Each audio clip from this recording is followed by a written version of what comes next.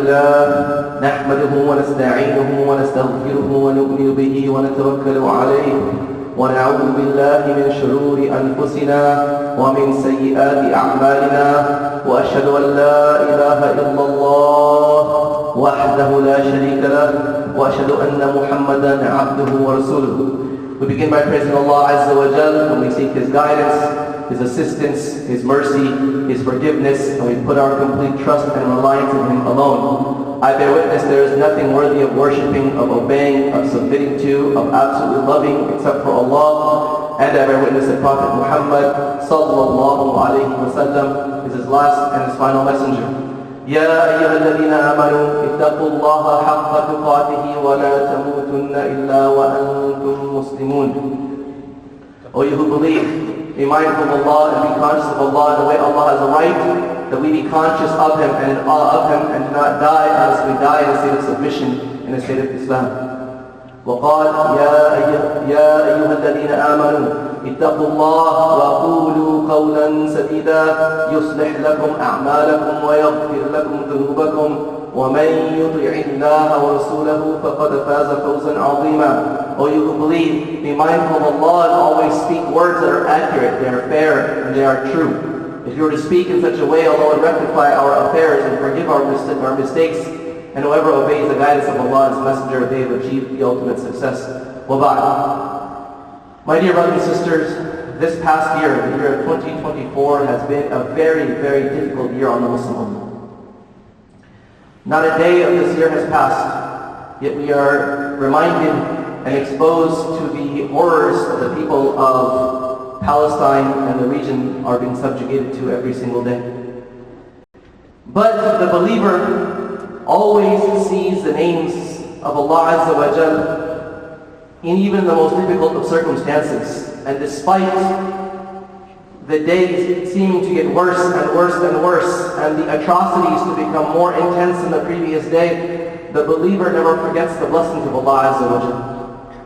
And as we finished the first 11 months and began the final month of the year, and it looked like there was little hope, Allah Azza wa Jal actually delivered to the Ummah a tremendous victory, a tremendous opportunity to reflect and observe the love that Allah has for the believers, the mercy Allah has for the believers, the subtleness in the way His wisdom works. And that, of course, is to speak today and reflect over what is happening in the extension of Bilad al-Sham. Often we think about Palestine, we're here to speak today about the blessed land of Syria. My dear brothers and sisters,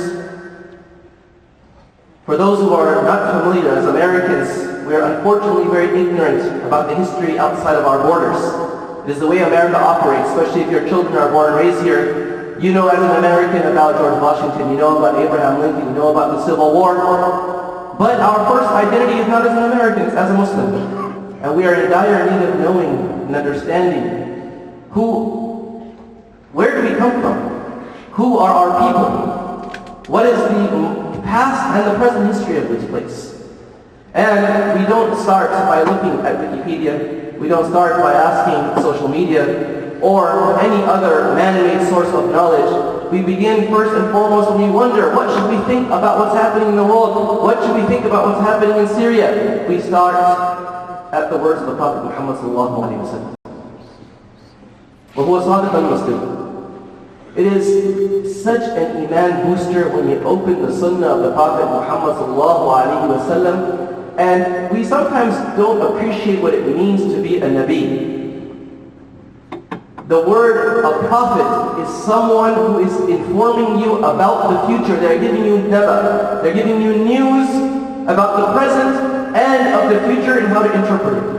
And so what's astounding is the Prophet Muhammad ﷺ gave us not one, not two, but dozens and dozens of narrations where he expounded upon what to think about Syria, the surrounding land, its people, what to do during times of difficulty, and how to evaluate the ummah. All based on our understanding of this blessed land called Bilad al-Sham. This area which comprises of Syria, Palestine, parts of Jordan, parts of Lebanon. This is a broad region. And so what has happened in the last few weeks is nothing short of a miracle. The entire ummah the whole world, the kafir and the Muslim, the righteous and the wicked, had their attention focused on Palestine. And while all of this is happening, in the blink of an eye, you wake up and you hear about how city after city in Syria has been retaken by the people of Syria. And people stop and say, what are we supposed to think about it? Is this good? Is it bad? Who is righteous? Who is not? And so we start again, what did the Prophet Muhammad say? He said, first and foremost, because people think about this in a nationalist mindset. They say, it's not our issue. I'm from Pakistan. You're from Egypt. You're from this country, that country. I'm American. What does Syria matter to us? Prophet Muhammad said, Allahumma barik lana fi shamin wa fi yamanina. He said, sallallahu alayhi wa sallam, said, oh Allah, bless for us our Sham. Bless for us our Yemen. I will say it today from the minbar, not to offend any of you all, but Syria belongs to all of us. It doesn't belong to only the Syrians who are here in the room. Of course you have more right to it. But it is our piece of history. It is a Muslim land. And our hearts are attached to it as much as some of your own. Same with Yemen. And the Sahaba, they asked actually a second time, they said, what about Najd? And what about the region that's near us? The Prophet repeated again, oh Allah bless our Sham, right, and bless our Yemen. And they asked him a third time. He says, there's a lot of bad, a lot of tribulations that come out of Najd. And then he actually gave the Sahaba a lot of guidance about what to do as difficulties would persist in the Ummah. In one of the hadith, he also told us that if you're wondering about the state of the Ummah, you want to know the pulse of the Ummah, it's easy. You look to one place. He said, alayhi salatu he said, إِذَا فَسَدَ أَهْلُ الشَّامِ فَلَا خَيْرَ فِيكُمْ. He said, if the people of Palestine and Syria are corrupt, then there's no good amongst you. If you want to know where the Ummah's Iman is, look over there. And alhamdulillah, if you look there today, there's a lot to be optimistic about. There's a lot to say, Allahu Akbar, Alhamdulillah, Subhanallah, because the Iman of that land is very strong. And when their Iman is weak, that is also when the Ummah is weak. And then he continued, he said, لا تزال طائفة من أمتي منصورين لا يضرهم من خذلهم حتى تقوم الساعة. And he continued, and he said that there will always be a group of people, meaning from that area, who will be steadfast upon the truth, supported by Allah subhanahu wa ta'ala, even when people sell them out until the end of time. Meaning, there will always be righteous people in the land of Sham, who will fight for what is true. And there will be people who will continuously try to sell them out. And so if you want to know who to follow, you follow those people. You see which side they are on. So one day the Sahaba, there were actually many narrations about this. They were asking the Prophet Muhammad ﷺ, what do we do when the going gets tough in the world? What do we do when there's tribulation and there's trials and there's hardships? It just seems like the weight of the world is on our shoulders. In this narration, there were two companions that were consulting the Prophet in his house, Hudayfa ibn Yaman and Mu'adh ibn Jabal, two great companions. And the Prophet pointed, فَأَوْمَا إِلَى الشَّامِ ثُمَّ سَأَلَهُمْ ثُمَّ أَوْمَا إِلَى الشَّامِ. He pointed to Syria twice and Palestine, and he said to them, he said, alaykum bisham. He said, upon you, meaning if you have to go somewhere, go to the land of Sham. Live there, reside there, be amongst their people. فَإِنَّهَا صَفَّةُ بِلَادِ اللَّهِ. He said, it is the purest of all the lands of Allah subhanahu wa ta'ala. يُسْكِنُهَا خِيَرَتَهُ مِنْ خَلْقِهِ. That the best of those who've been chosen from the Ummah will be residing there. And so he's again giving them this. And then he said, فَإِنْ أَبَى. But if you cannot go there, then he said, go to Yemen. And then drink from the waters, meaning of Sham. فَإِنَّ اللَّهَ تَكَفَّلَ بِالشَّامُ وَأَهْلِهِ. That Allah subhanahu wa ta'ala will take care of the people of Sham and that land. So even the Sahaba, they were given indication 1400 years ago, when there is hardship, and we needed somewhere to go to be safe, this is a place you turn to and you look to. And that's what he said in another narration. He said, وَإِنَّ الْإِيمَانِ حِينَ تَقَعُ الْفِتَنُ بِالشَّامِ. He says, when there are tribulations in the world, faith will reside in that land. And maybe in one of the most profound, deep narrations about this, he said, sallallahu alayhi wa sallam, he said, بَيْنَ أَنَا نَائِمٌ إِذْ رَأَيْتُ عُمُودَ الْكِتَابِ احْتُمِلَ مِنْ تَحْتِ رَأْسِي. He said, one time while I was sleeping, I saw the pillar of the book was taken from underneath my head, meaning under the pillow. فظننت أنه مذهوب به فأتبعته بصري فعمد به إلى الشام وإن الإيمان حين تقوى تكون الشام. He said that this pillar of the book was taken away from underneath his pillow, and he thought it was gone, and his eyesight followed it until he saw it, the light going to Sham. And that's, as ulama mentioned, that is going to be the place of knowledge, the place of righteousness that you turn to when there's trials and tribulations right in this world. So what happened in the last few years that we can, what is the point of me saying all this? My dear brothers and sisters, the Muslim Ummah for the last 100 years has been under tremendous pressure to give up its faith. The attempts to secularize the Muslim world everywhere. The attempt to spread all kinds of disbelief and falsehoods into our land. You see it today. You look in any Muslim country and you see Christmas carols being sung. In the Holy Lands, in the righteous places. You see Halloween, you see all the fasad, all the corruption present in parts of the Muslim world. Yet, there will always be people who stick to their deen. Like the Prophet said, that the person of patience in the times of hardship will be like the person is holding on to burning coal. The people of Sham are those people who will hold on to their faith like burning coal. 50 some years ago. Again, just a little bit of history in Khutbah. 50 years ago, Syria, which is a predominantly Sunni country, was taken over essentially by a disbelieving regime, the Alawis, a man by the name of Hafiz al-Asad, la'anahullah. A man who was from a sect, an offshoot of a deviant sect of Islam, called the Alawis. So they are an offshoot of the Shia. And they have the most horrific beliefs. They believe in reincarnation. They believe in the divinity of Ali ibn Abi Talib. Right? They believe in drinking alcohol. Right? They pretty much, there's nothing to do with Islam there other than the name that perhaps they claim to be an offshoot of Muslims. But they are disbelievers completely. And so this man, he takes over the country. He's a military officer. And he begins to make sure that secularism dominates the society that is there.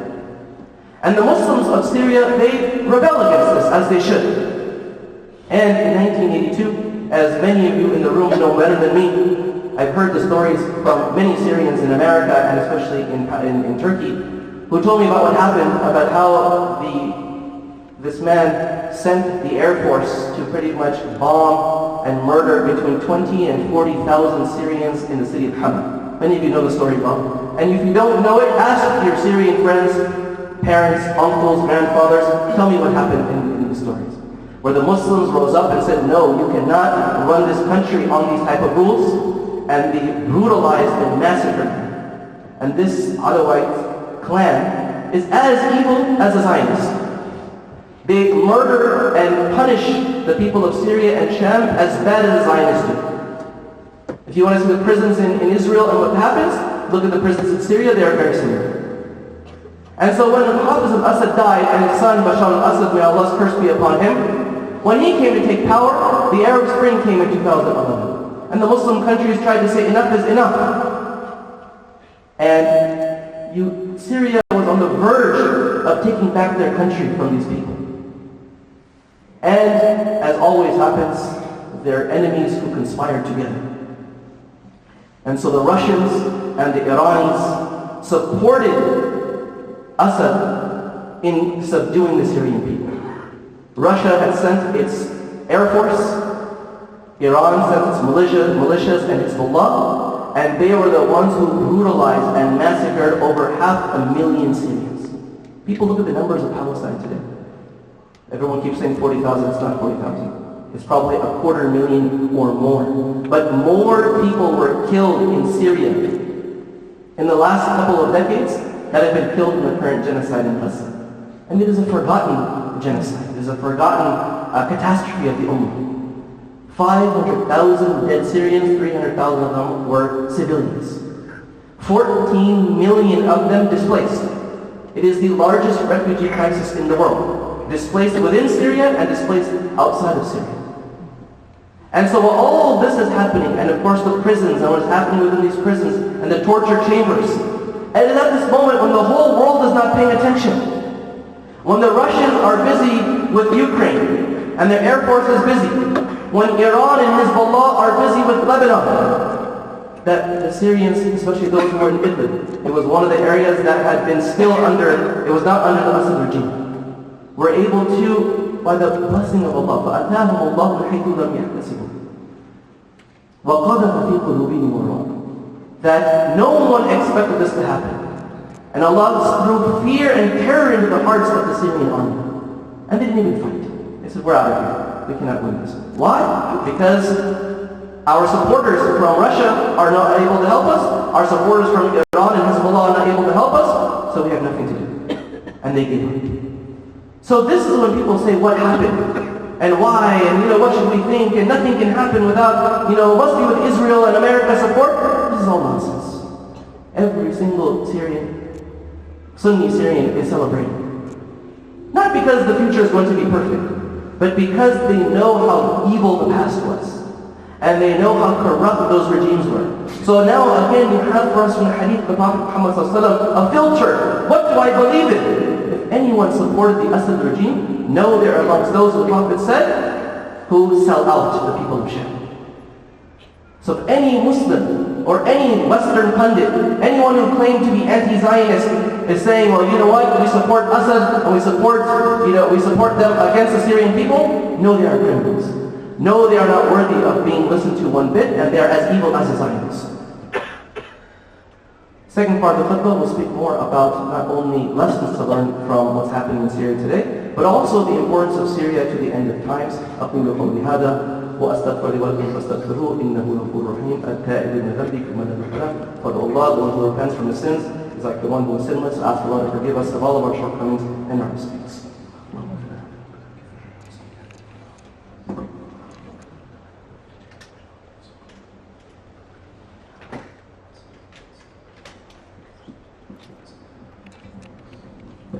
الحمد لله وكفى وصلاة وسلاما على رسول الله وعلى آله وصحبه من والاه هو الذي أرسل رسوله بالهدى ودين الحق ليظهره على دين كله وكفى بالله شهيدا. My dear brothers and sisters, sometimes when you look at the words of the Prophet Muhammad ﷺ, it's easy to look at them as if he's speaking to somebody else. So when he's telling the companions, alaykum bisham, you think, oh, he's talking to them. But the reality is that he's talking to me and you as well. This is why there are prophetic narrations that will be there for eternity. And they are talking about not just his time. They're actually speaking about the future. But of course he's telling it to his companions who will narrate it to us so that we are aware of what to do. So today when we think about, well, what do we do? We're sitting here in America. It is very important as a principle in Islam, which is that when there is a high cost, this is a principle of life, when there is a high risk of something, there's also a high return. If you want to invest in a company, you don't invest typically in a company that's already at its peak. You find a company that looks like it's on the way up. It's risky. I could lose money, but you know what? If I put some money into that, it could be worth 100 times more, 1,000 times more. This is why the person who bought stock in Apple 30 years ago is not like the person who buys stock in Apple today. The similar idea Allah says in the Quran when it comes to the Islamic causes. said, لا يستوي منكم من أنفق من قبل الفتح وقاتل أولئك أعظم درجة من الذين أنفقوا من بعد وقاتلوا. That even at the time of the Prophet Muhammad, this principle wanted to be kept there. There was Muslims who were early in Mecca. There were people in Mecca, not even Muslims, who were being called to Islam, who were being called to a different way of life. And they have to choose, do I want to believe in this truth and commit to it? Although there's a very high cost, it's a high risk. And most of the people are like, I'm going to take my time, I'm going to relax. Let us wait and see what happens. If it's stable and if it wins, then I'll join the winning party. That's why Allah said, don't equate those who spent before Mecca was conquered and those who spent after it was conquered. After Mecca is conquered, Islam dominates. You spend, it's good, but it's not close to the equivalent of those who spent before, when it was still an idea, it was still a project in its infancy. And And so today we look at an opportunity in the Muslim world. And I'm encouraging everyone, Syrian and non-Syrian, Palestinian and non-Palestinian, invest in these lands. Either with your checkbook, in donations, in financial investments, in going as a tourist, finding ways to help rebuild these lands that are the blessed lands of the Ummah. Take your family back in the summers now. If you're from Syria and you're from the surrounding region, even if you're not. I have the intention as a non-Syrian to take my family to Syria. Why? I want them to know the Ummah, to live there and to be a part of something special. And it is risky. Everyone says, I'll go to Syria, I'll go to Palestine, when someone else does the hard work. No, go now. Put in the hard work now. Put your sweat, put your blood, put your money. Do what you can to help rebuild the Muslim world. You're blessed. We're blessed. Allah has given us wealth here. Use that wealth to build the Ummah. I'll tell you, my brothers and sisters, this is something I learned just in Turkey a few months ago. Spent my entire summer with the Syrians who are there. And it was shocking to me to see a population of people who were 1 decade living outside their country, whose minds were perpetually focused on rebuilding their country. It was very strange to me, because I had not witnessed this with my own people and most other people. They're literally living there 10 years, fluent in Turkish. Their kids only speak Turkish, but their heart and their mind is on rebuilding Syria. And I said, well, what about me and you? Are we not all part of the Ummah? Should we not all try to rebuild this? Second, we want to then extract the lessons. So we are here today, just a few days after December 25th. And in America, there's always a story about a great man born on December 25th who fought against oppression and he paid a heavy price. I want to tell you a story as well. There was a man born on December 25th from the blessed land of Shem. But he was not Jesus alayhi salam. That's not what I'm speaking about today. I'm speaking about a man, his name was Ragheed Ahmad al-Bantali. Al-Batali, let's pronounce his name. Ragheed Ahmad al-Batali. Born December 25th, 1957. 1954, I apologize. This is a man who was asked in 1981, the age of some of your parents probably, grandparents, by Hafiz al-Assad. He said, you're in the Air Force, you're going to get in a plane, and you're going to go bomb the land of Hama. He said, no, I'm not going to do it. I'm a believer. I am not going to do it. قَالَ رَبِّ السِّجْنُ وَحَبَّ إِلَيْهِ مِمَّا يَدْعُونَنِي. Right? Like Yusuf a.s. What did Yusuf say? Yusuf a.s. was asked to commit zina. If you don't commit zina, you're going to go to jail. Imagine today people would say, I don't got a choice. I'm going to commit zina. Why? I don't want to go to jail. Yusuf said, prison is more beloved to me than that which they invite me to. This man, he said the exact same thing. He said, I'm rather going to go to jail. And what did they do? They indeed threw this man in prison. 43 years. At the age of 27, he went in. He just came out 2 weeks ago. At the age of 70. Can you just imagine? And he had family. He was married and he had a child. Imagine. And solitary confinement. The Iman, these are stories that we pull out of here. So when the Prophet ﷺ is saying that indeed in times of fitna, that Iman is in Sham, these are the stories that are there for you. We're sitting here and we have hardship. Our children say, man, it's so hard not to have a girlfriend in this society. Oh, it's so hard not to drink alcohol. So hard not to do this, so hard not to... Look at these stories. You read a man, 27, in his prime, forced to bomb. He said no. He said, I'm willing to rot in jail. And Allah subhanahu wa ta'ala took him out of prison, and now he's being honored. He was given the keys, and he's holding them up. You can see that image. These are the examples. These are not, this is, people say the Sahaba, their Iman. The Prophets, their Iman. Allah gives us real life examples of people to look at and say, I want to be like this. These are our heroes. These are the people we want our kids to be like. You have to stop and appreciate this for a moment. I will end with the last thing, which comes back to the virtues of Sham, in the land of Sham, which comes back to the time of Christmas, where the Christians, of course, are talking about Jesus, peace be upon him, but in their own way. But for us to also know that Sham is a land at the end of time, where also we go to for protection. When the Masih al-Dajjal comes, for the kids who are here, pay attention, this is the juicy part for you. We all like Dajjal stories, right? All like the scary stories. But this is real. At the end of time, when the fitna becomes intense, and Allah subhanahu wa ta'ala, He sends down the Dajjal, the Antichrist, the fake right, Messiah, he will go to the people. And they asked the Prophet, how fast will he move? He said he will move like clouds being blown by wind. Imagine a man who can move like that. And he will call the people to falsehood, and they will believe in him.